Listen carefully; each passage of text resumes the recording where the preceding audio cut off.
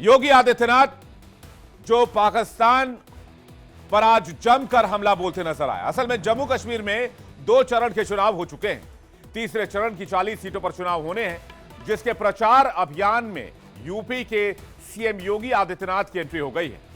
योगी आदित्यनाथ ने अपने पहले ही भाषण में ऐसा ऐलान कर दिया जिससे पाकिस्तान में हड़कंप मच गया है।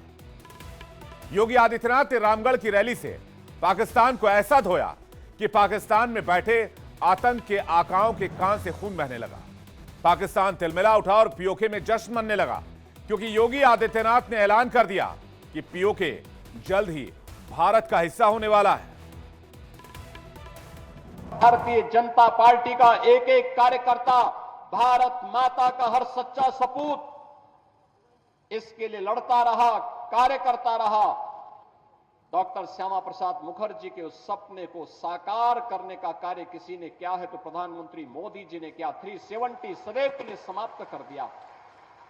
35A सदैव के लिए समाप्त कर दिया। आतंकवाद की नर्सरी समाप्त हो गई।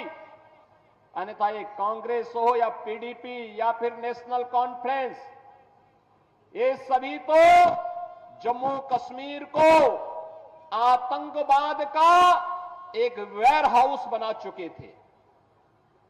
और वेयर हाउस से यहां का नौजवान जिसकी ऊर्जा यहां के विकास में लगनी चाहिए थी, जिसकी प्रतिभा का लाभ देशवासियों को मिलना चाहिए था, उस पूरे जम्मू कश्मीर को इन्होंने अपने राजनीतिक स्वार्थ के लिए तबाह करके रख दिया था।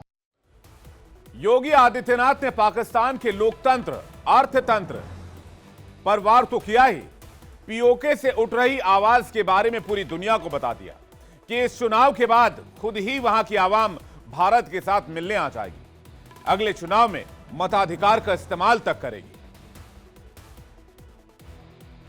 एक तरफ भारत है और दूसरी तरफ पाकिस्तान है, रोटी के लाले पड़ रहे हैं। स्वाभाविक रूप से भिखमंगा पाकिस्तान आज अपने आप को नहीं संभाल पा रहा है।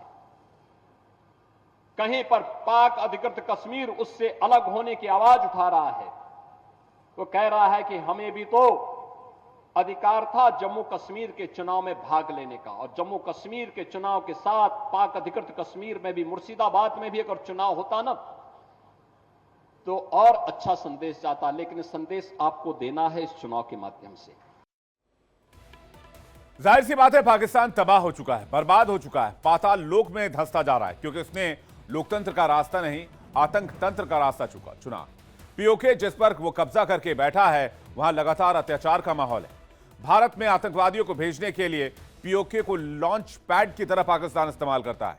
उसी पीओके में महंगाई 7वें आसमान पर है, लोगों को खाने की रोटी तक मैसर नहीं हो पा रही है, बेरोजगारी बढ़ती जा रही है, तेल गैस के दाम बढ़ रहे हैं, बिजली बिल कई गुना हो गई है। और अगर कोई वहां आवाज उठाता है तो पाकिस्तान की आर्मी बीच बाजार उसका जुलूस निकाल देती है, उसे कुचल देती है। ऐसे में अब विरोध का जलजला पीओके में बन गया है। पीओके के लोग कह रहे हैं कि कारगिल खोल दो, बॉर्डर खोल दो, इंडिया जाना चाहते हैं। गिलगित बाल्टिस्तान से भी पाकिस्तान से अलग होने की आवाज उठ रही है। और अब योगी आदित्यनाथ ने भी ऐलान कर दिया है कि पीओके जल्द ही भारत का हिस्सा होगा।